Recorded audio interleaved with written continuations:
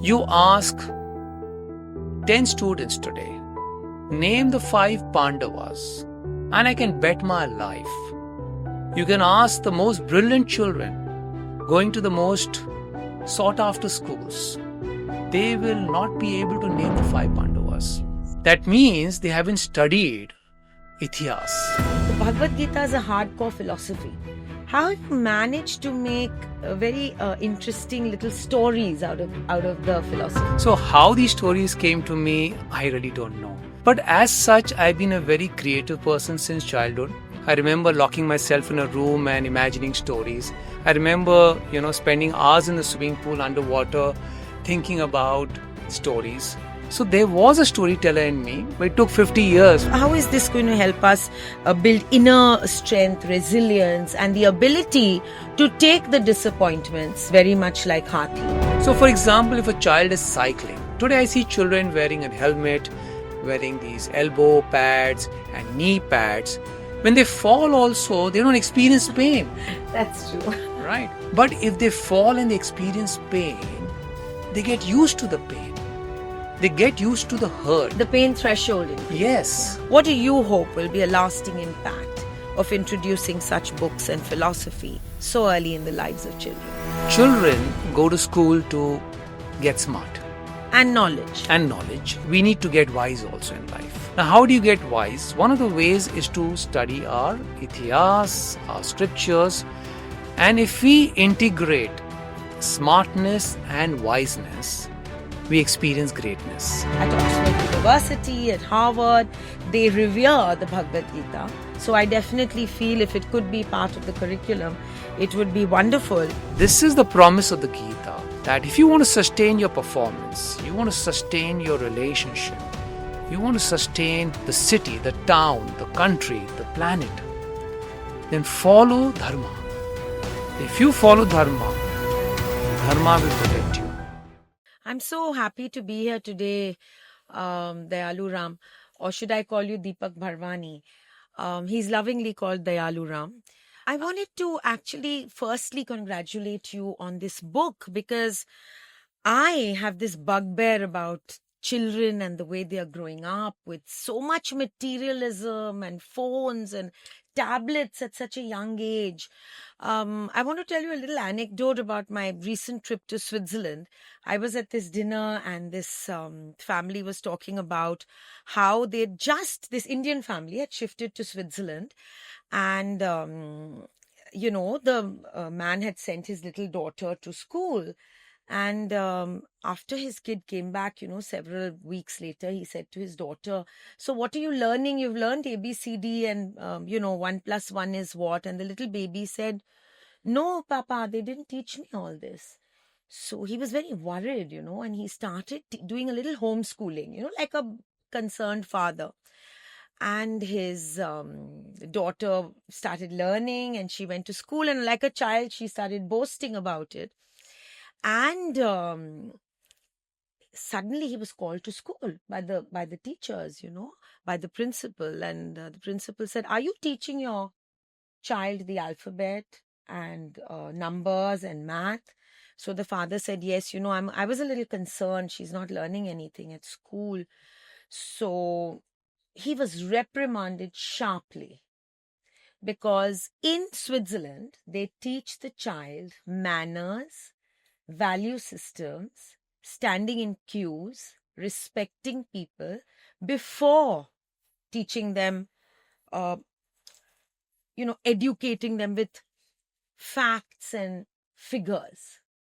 Interesting. So it's more about knowledge which enhances life quality. And so when you sent this gift to me, I really wanted to have this chat with you, because I just thought that if you were to ask me about the need of the hour, Right.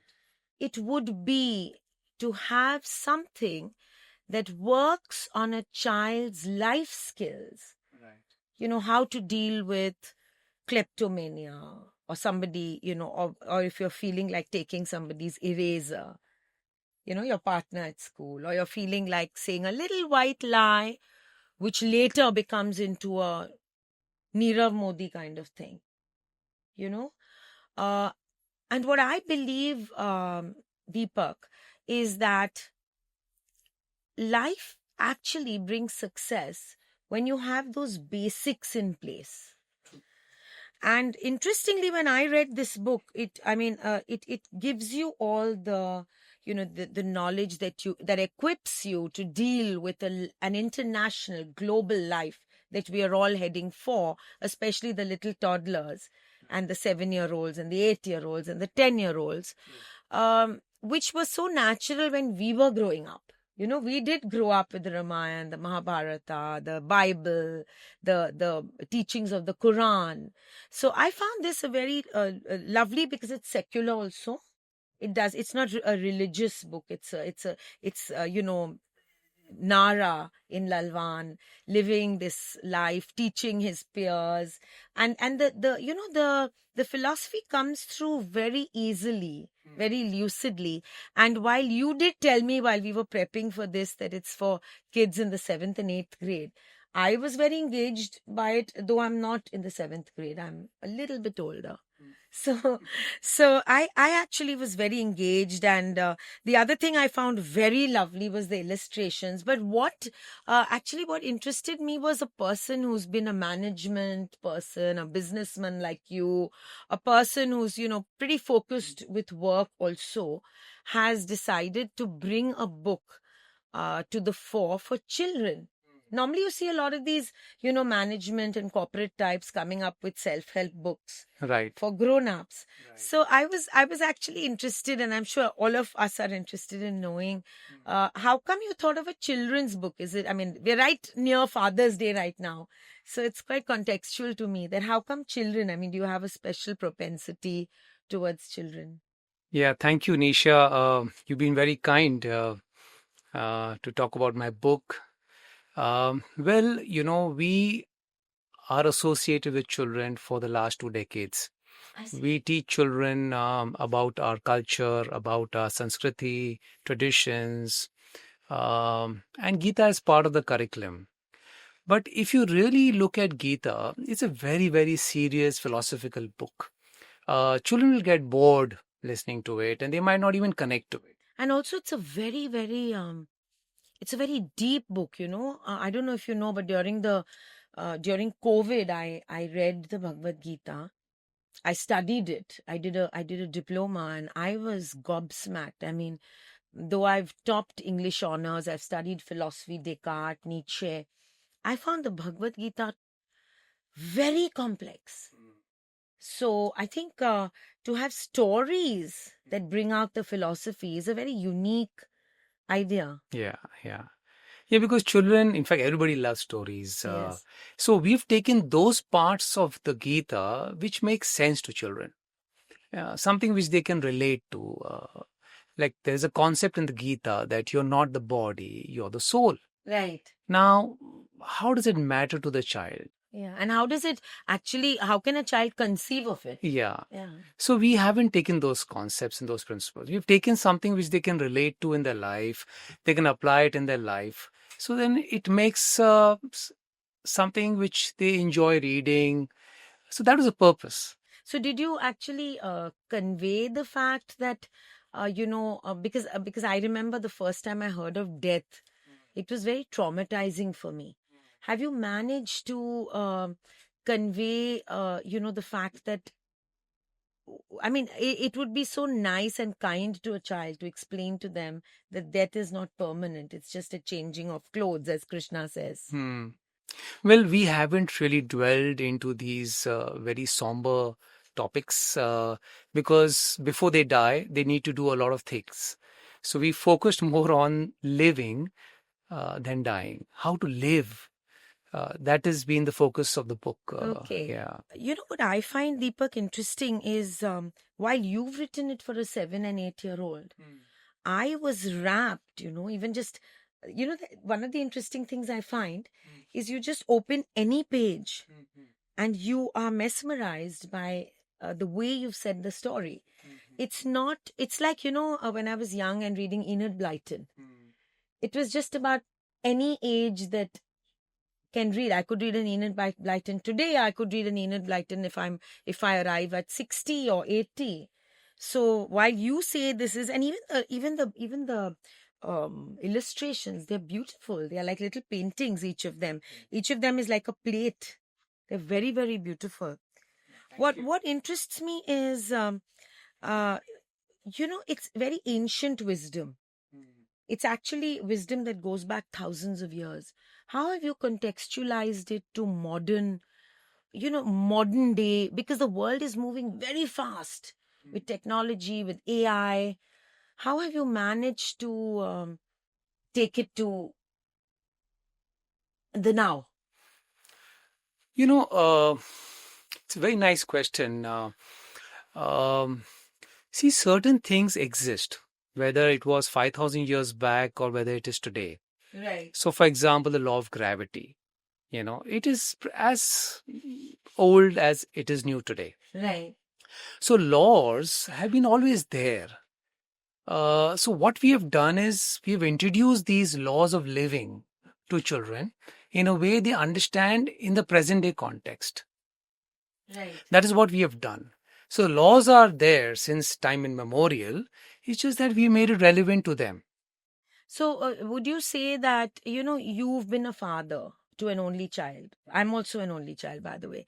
So, were you a very hands-on father? Did you sort of, bring up your daughter with stories? Because I feel, as a writer, as a journalist, as a career author, Mhm. um, I can write and write and write, but I can write about my life, my story, or I can do an interview or a profile. But here you've woven so many stories. Mhm. I mean, the Bhagavad Gita is a hardcore philosophy. How have you managed to make very interesting little stories out of the philosophy?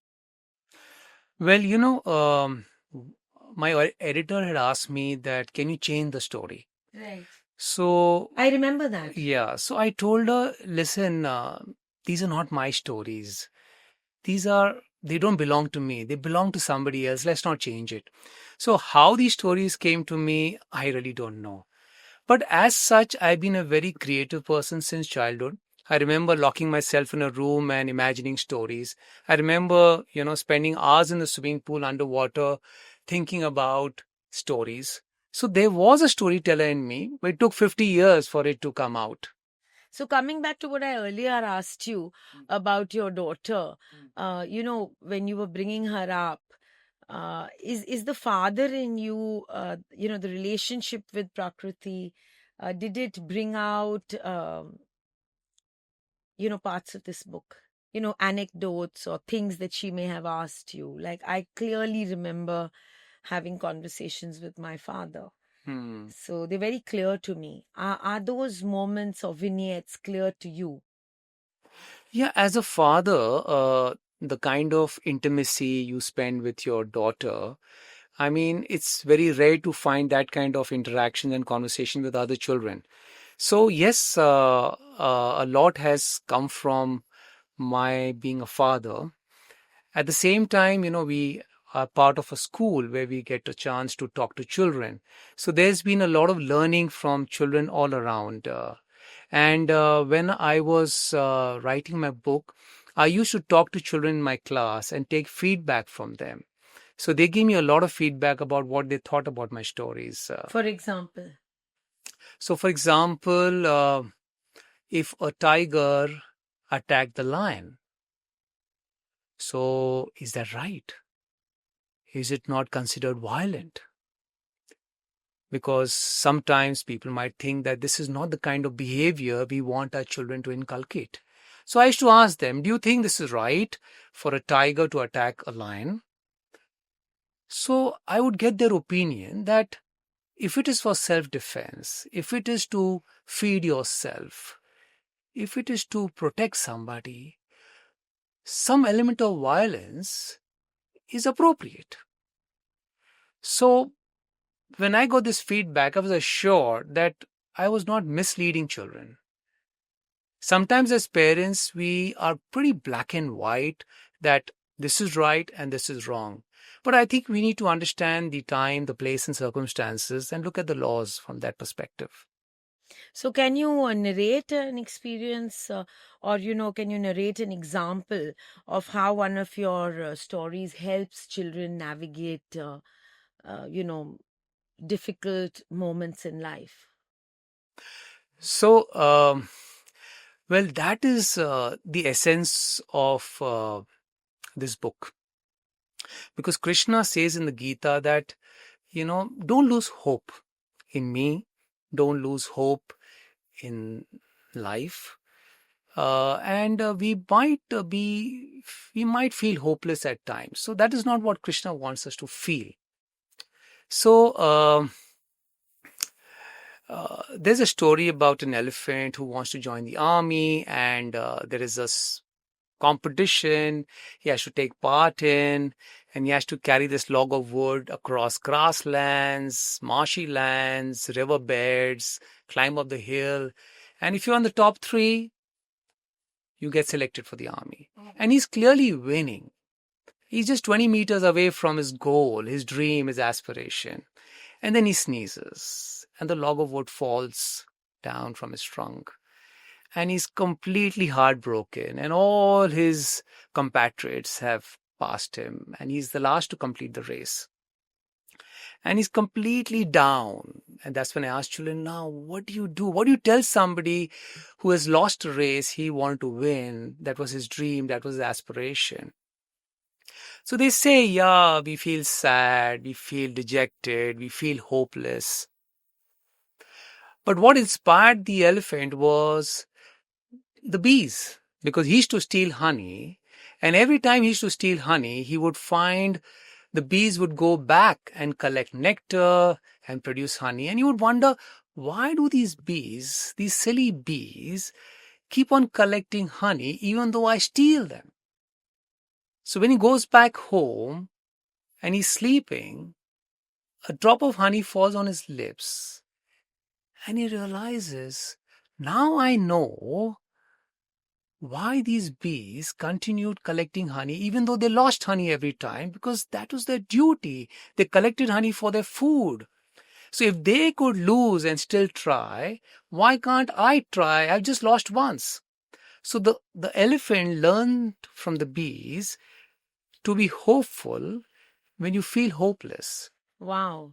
I think there's a lesson for all of us, especially little children, because, when I'm invited as guest of honor at these various schools, I try to tell children about something so important these days, which is suicide. That, your mama, papa, they bring you up, they teach you, they clean your potty, they fight with teachers and principals to get you admission, they bring you up, and what do? You end your life. I mean, you look at any religion, Christianity, Islam, Judaism, Hinduism, no religion ever allows or condones suicide. And yet, as dejection, unhappiness, disappointment in our generation is getting more and more, even, saying that you're not materialistically up on your game, you feel unhappy and dejected and you end your life. So something like the story of this elephant, it only makes a child reading it say, hey, there's another day, another another day, another dollar, another day, another opportunity, another you go like the honey bee and you make honey again, or the elephant goes back and brings the logs of wood and probably gets through to the army. So I think it's absolutely brilliant, and I enjoy the fact that these stories convey something so deep without you even realizing it. Because while you were relating, I'm sure all of us were hearing you, and were rapt as to, hey, what's going to happen to the elephant. So how did you actually balance teaching these moral principles without being preachy or overwhelming to a young mind or even to an older mind? So, the story communicates the message very subtly. But yes, at the end, we have a shloka to support it, and we have some kind of translation to establish of the shloka, and a little summary of the story to make it a little easy for the young readers to understand, and to give credit to Gita. this is not what I am saying. This is what Gita is saying. So we are validating Gita. We are validating Krishna, who is the speaker of the Gita. So these lessons you'll find in many places. But here we are trying to say that this is coming from Gita. And they hear this message anywhere else. Wow. They'll say, you know what? I read this in the Gita. And their respect for Gita goes up. So is there a chance, I've got a very big bugbear, which I've grown up with. And that is that I know the Bible from end to end. But it took me, it was this stage of my life as I entered, a life of my, of work, of my profession, to actually want to know more about the Bhagavad Gita, the Ramayana, the Mahabharata, because I wasn't brought up with these learnings except from my nani to some extent. So I feel there's a big gaping hole in our education system where we don't have, I'm saying, please study the Bible. Please study the, Islamic verses. But please also give us an opportunity to know our own Sanskriti, our own Itihas. So kudos to you, because I think from a very young age to be exposed to this great richess of knowledge, this cornucopia of philosophy which arms you for the world. So are you looking at this book being part of the curriculum of schools? I mean, can one hope for that? Learning our scriptures, we need to understand, why do we need to learn this? I think if that clarity is there. No, I think that's a two-pronged thing. I think one is because we belong to this land. We belong to a land where our Lord has actually given us knowledge. It's a very rare thing. We can actually read the words of the Lord, right? So secondly, it's not a religious thing. It's a philosophy. Whatever is in the Bhagavad Gita is a philosophy. It arms you to be a braver, stronger, more equipped version of yourself. And in fact, world over, at Oxford University, at Harvard, they revere the Bhagavad Gita. And they use it in management and in life skills to equip you. So I think it's not only about, our literature or our history. It's also about equipping you for life. So I definitely feel if it could be part of the curriculum, it would be wonderful. But do you feel, educators and parents could start meaningful conversations about values with children through this book? 100%. Because Gita is not about being honest, being respectful, being non-violent. It's not about moral science. It's more than that. Yes, it talks about all that, but it talks about how to live life. Yeah, life skills. Well, like we started this discussion. Yeah. So if you're convinced about it, that's half the job done. But I'm of the belief that very few people are convinced, as convinced you are, about learning the Gita. So I think what we need to really do is to explain and make them understand why we need to study the Gita. If that understanding is clear, because I can tell you for a fact, you ask 10 students today, name the 5 Pandavas, and I can bet my life. You can ask the most brilliant children going to the most sought after schools. They will not be able to name the 5 Pandavas. Yes. That means they haven't studied Itihas. Not at all. Why have they not studied Itihas? Because they feel it is not relevant. Right? I think that's a little unfair, because I think I didn't know the 5 Pandavas. But then I was not given any sort of means. Can we look forward to something like this being part of our, a textbook, part of a curriculum? Can we? It has to be.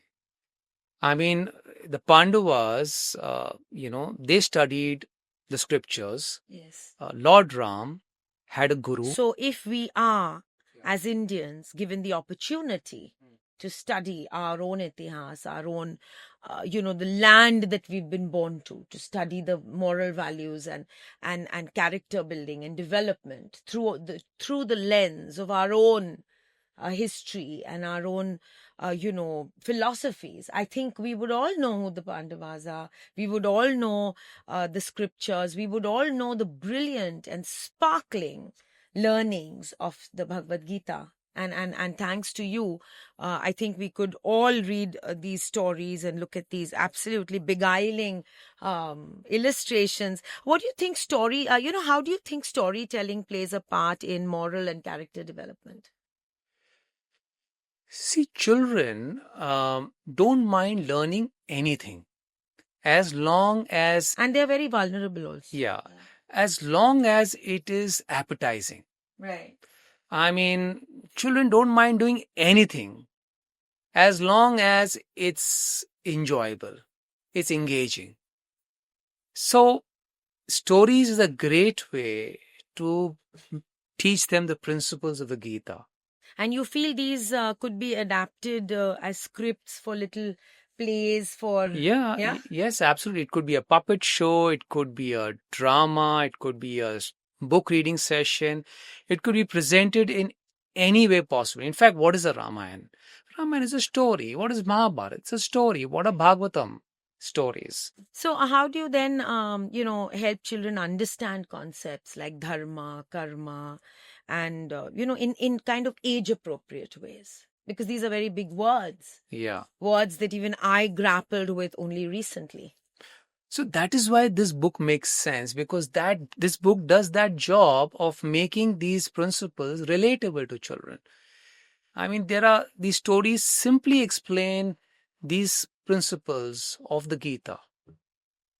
Okay. And we also have examples where we explain how these principles translate in their life. And that is Like, what is for education. example? So, for example, let's take the story of the elephant who wants to join the army, right? So, at the end of the story, we tell them that you may take part in a competition and you may lose. You may expect very good grades. Sometimes you may not get those grades. But it's like playing snakes and ladders. You're at 92. There's a snake at 96, right? You don't want a 4. You want any number other than a 4. And you roll the dice and you get a 4. 4. And you get bitten by the snake. And from 96, you come down to 22, right? Is that reality? Yes, very much so. Do you stop playing the game? Not at all. Do you sulk, brood? No. Yes, you may feel sad for some time, but you continue playing. So the way you continue playing snakes and ladders, please continue studying, please continue playing, please continue playing life the way you play snakes and ladders. So it's more about living, experiencing, falling and rising to get on with your game. And life is not really about whether you won or you lost, but about the fact that you went on, you got up and you went ahead. And I think there's a brilliant lesson there for all of us. Just to add, yes. So when I go to schools, I take 2 balls with me. I take a mud ball and I take a rubber ball. And I tell them this mud ball is made of organic matter, clay, Vedic, okay? And this rubber ball is made of foam, chemicals, okay? If you had a choice, which ball would you like to be? And invariably, everybody chooses the mud ball. Oh, the mud ball. Because it is organic. And then I throw the mud ball up in the air and it falls on the ground and it breaks. And when I throw the rubber ball, it falls on the ground and it bounces back. So then I ask them, what do you want to be? You want to be like a mud ball which falls and breaks? Or you want to be like a rubber ball which bounces back? And Gita is about bouncing back. Pandavas, if you see, right from their childhood, they experienced so many impediments, even though Krishna was their best friend. right? They were poisoned. They tried to burn them. They were exiled. They were humiliated, but they just continued endeavoring. And finally they won. So that is our message to children, that you may go through difficulties in life. Just hang on, just continue playing. And you as an author, I'm just thinking, you're multitasking, a family life, you recently had a bereavement, you have so much to contend with in your own work life. What Jeffrey Archer had told me is that writing and being an author, as you know, Jeffrey Archer has written my life story, and he's a close friend and I think one of the world's most famous best-selling authors. So he said that, writing is a career. You get up in the morning, you sit at a desk, you write, you take a break for lunch, and you get back to writing. So how did this fit into your format of your regular life? I mean, for all the budding out, authors out there looking at us today, what is your little vignette to them? I think, law of gravity applies to everybody. So something or the other is pulling us down every day. Right. We need something which helps us to rise. And writing was that for me. It was that aside where you have left that space about you to do something which gives you also The that sense energy, of happiness. energy keeps me alive, keeps me going. And in a digital age, in an age where children are consuming video games and maybe even, slightly inappropriate things on the internet, how do these timeless teachings help children build resilience and inner strength? I know, I mean, of course, we've discussed the elephant and him joining the army, like Jungle Book and Colonel Hathi. Never forget him. Unforgettable Hathi. How do you feel your teachings build resilience in a child, apart from, getting up and moving on? Apart from that one thing. So, in fact, today schools teach you how to succeed. Yes. Right. And we spoke about suicide, which is a very big malaise in the times that we live in. You don't get along with a woman, you go to a ceiling and jump.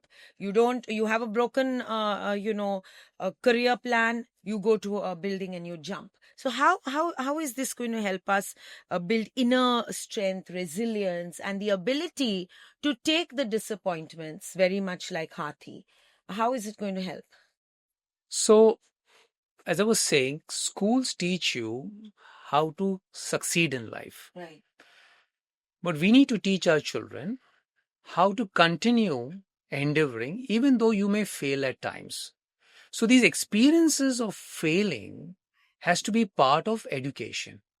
So once I was with Sister Monica, she was the principal of my daughter's school, and she told me that when I see a child punished outside the class, I feel sad for the child.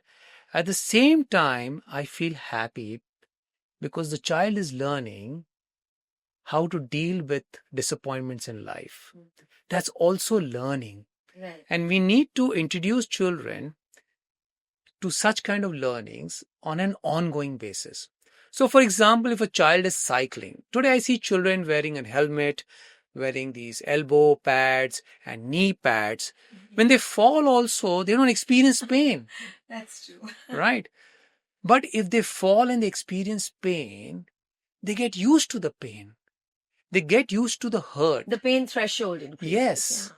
So let us give them that experience of pain so that they develop the resilience to deal with pain, to deal with hurt. So we discussed disappointment and pain, but I want to know about what life skills you hope children will develop and accomplish engaging with these, your philosophical and the Bhagavad Gita's philosophical concepts in this book. What are the other skills? I want you to tell us about a few. So one very important principle of the Bhagavad Gita is, like Arjuna, when he was in the battlefield, he told Krishna, I don't want to fight this war.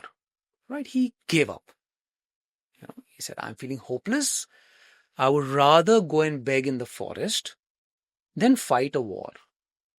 right? Krishna said, you're a Kshatriya. You'll be very unhappy begging in the forest. It's better you lose the war as a Kshatriya than to beg as a Brahmana. So know yourself. So children need to understand who they are because every child is unique.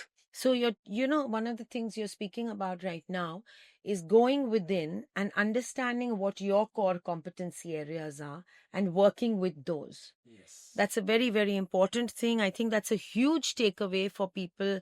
There are so many kids who come to me and say, we don't know what we want to do. I think experimenting, living every moment, taking the best out of what you feel you can do for the world. That's really important, and I think everyone should get their copy really soon. You recently went through loss yourself, right? And we discussed suicide. So how does reading fit into the present format of absolutely low attention span and reading becoming slowly obsolete? I'm okay if a child says that I don't like reading. That's perfectly okay because the learning style may be different. Some children like to watch. So you watch and learn. Some children like to hear and learn. So it's absolutely normal if you are not a good reader. So is an audiobook in the offing? Yeah, it is. It will. So I'd like to volunteer as one of the characters. Okay, thank you. Thank you. So I find children have to deal with so much peer pressure, so many, when I'm mentoring children, when I'm going to schools, I find such a mix of emotions. And we live in a world where vulnerability is something that you have to hide. You have to look brave. In the big cities, in the big bad world, you literally are not allowed to show your chinks in the armor. How does this? How do your stories? How do you feel as a writer for children's stories, children's philosophies? How do you feel a kid can equip himself to deal with the mix of peer pressure and vulnerability and a mix of emotions, dealing with emotions? Puberty also brings so many emotions. I think really understanding yourself and being authentic is very important because that helps you in the process of standing up for what you believe. Right. So this whole process of discovery is so critical as a child, and if the education system and the home can help the child discover their personality, their talents, and to some extent be comfortable with it. They're comfortable with it, right? So if you're comfortable in your skin, that makes it a little easier for you to say no to certain things because you accept yourself. And also to be able to build those boundaries. Having said that, we are not perfect human beings. We allow ourselves to be imperfect. As educators and as parents, if our children slip, it is part of the learning process. Let's not be harsh on them. They are exploring things. So this whole aspect of acceptance of them as children who have their great qualities and they have their limitations is a great way to nurture them. Because when as parents and educators, we accept them in totality, they start loving us. So is there a vignette you'd like to tell me about? I'd like to know about a vignette where this comes through. A little story or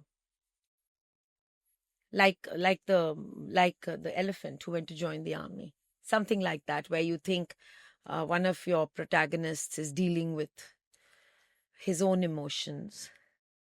So Nara is the to-be king of the jungle. He's the crown prince.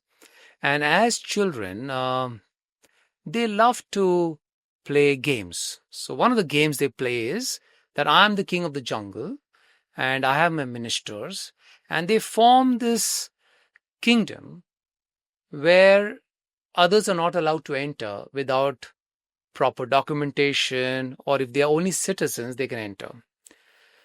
So they make this fence and say, this is our kingdom. And a lot of animals are wondering, what is happening? Till yesterday I could move around and now there are restrictions. And then the tiger, a full-blown tiger, who's on his morning walk, he breaks through the fence and he walks into their kingdom. And the ministers tell Nara that the tiger has trespassed. And Nara says, how dare he does that? So he goes and attacks the tiger.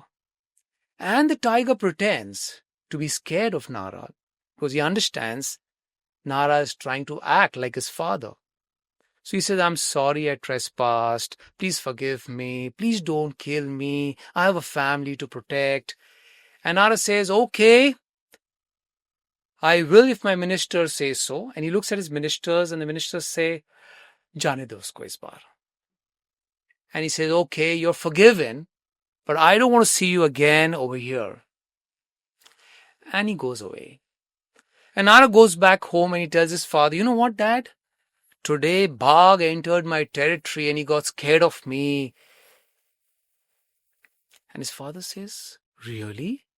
Did you attack Bhag? He says, yes. And he got scared of me. He says, son, don't do this again.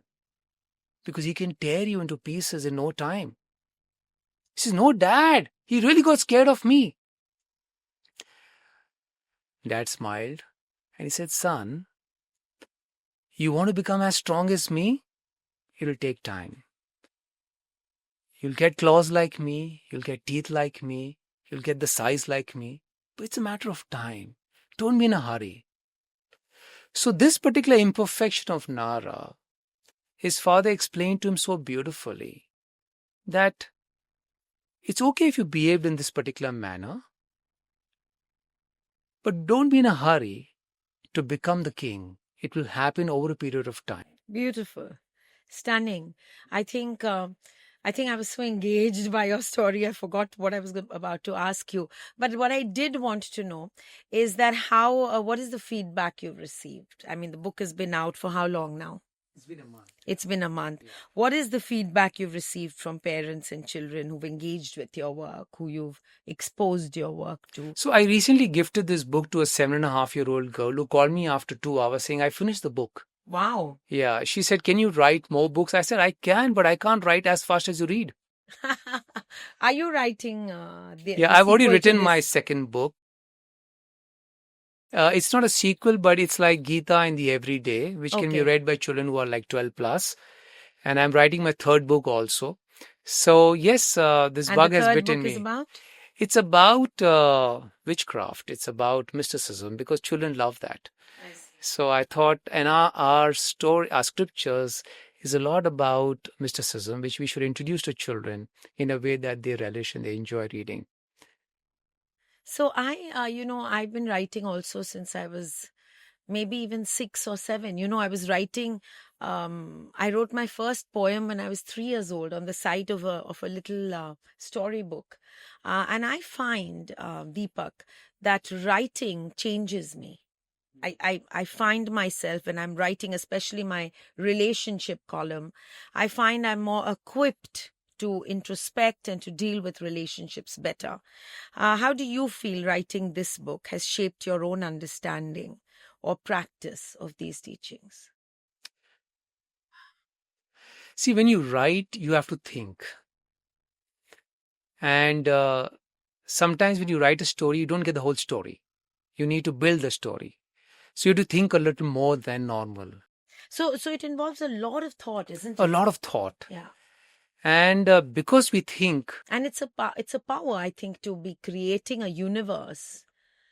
How you end your story is entirely up to you. Because if you remember Game of Thrones, Hmm. when he kills the queen, when the dragon takes the queen away injured, it was heartbreaking. The world, rose in protest. So you are the king of your own universe that you're creating. Right. So I think that is a power that you wield, isn't it? Absolutely. And the more unpredictable the story, the more unlikely the story, the more interesting it is. Absolutely, because no one expected the main cynosure of Game of Thrones to, evaporate at the end. So how do you play with that conflict of, making the hathi win the race? Because that's something that every child wants, you want, and I want. But the hathi does not win the race and has to start from scratch, being inspired by the bee, Right. the honey bee. Right. So that's also a conflict you're living with, and the conflicts that we live with in daily life. So how are they metamorphosing you as a human being? Well, you keep on asking yourself this question that, am I living this in any way? Because, uh, I know it's not possible to live these principles every day. But somehow, because you are thinking about it, you are writing about it, you're reading, it keeps on reinforcing these principles in your mind. So I think it is very, very helpful. And as a father, your daughter, has she read the book? What is the feedback? Is there criticism from your wife, your daughter? What do they feel about the book? Do you deal with criticism at home? Are there debates? I live with a man who is my greatest admirer, but also my greatest critic. So do you have that joy in your own universe?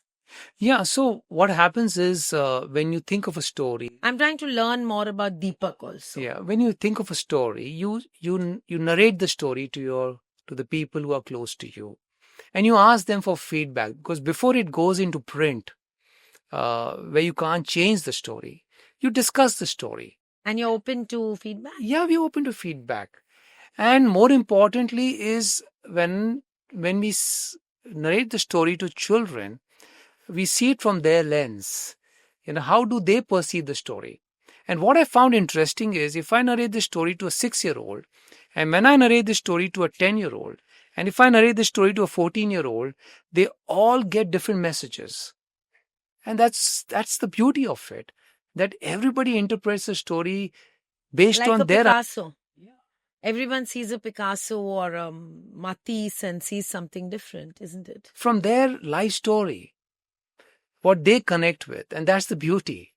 So it's not imposing that this is the only message. There could be many messages, yeah.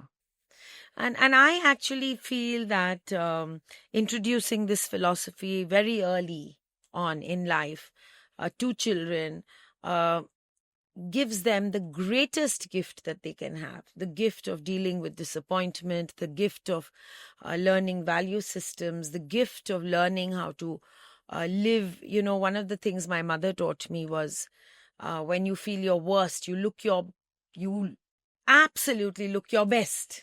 You never ever, fall apart. And very much like the elephant, you get up and get going and start from scratch. You go back to the drawing board. True. So I think,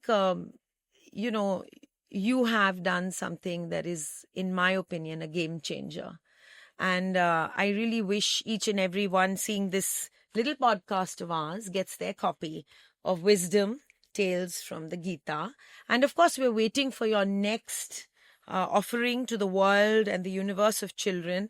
And whereas I've shared with you my hope of what this book will bring, what do you hope will be a lasting impact of introducing such books and philosophy so early in the lives of children? So children go to school to get smart. And knowledge. And knowledge.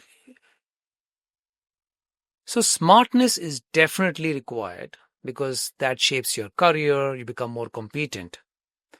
However, we need to get wise also in life. Now, how do you get wise? One of the ways is to study our itihas, our scriptures. And if we integrate smartness and wiseness, we experience greatness. That's wonderful. But my question actually was, how do you see this impacting? Like, do you see people becoming, one of the things while we were driving up here, we spoke about how marriages are unraveling. So, in my opinion, I think books like this will bring a little more tolerance, a little more interpersonal skills, a little more perseverance in one's career. What are the things you feel that your book will bring in a child growing up, or in the grown up version of a child? So Gita was spoken by Krishna to Arjuna. Right. And Krishna said, whenever dharma is compromised, I come down. Yada yada hi dharmasya glani. Right? Now, what is dharma? Dharma comes from the root word dharna.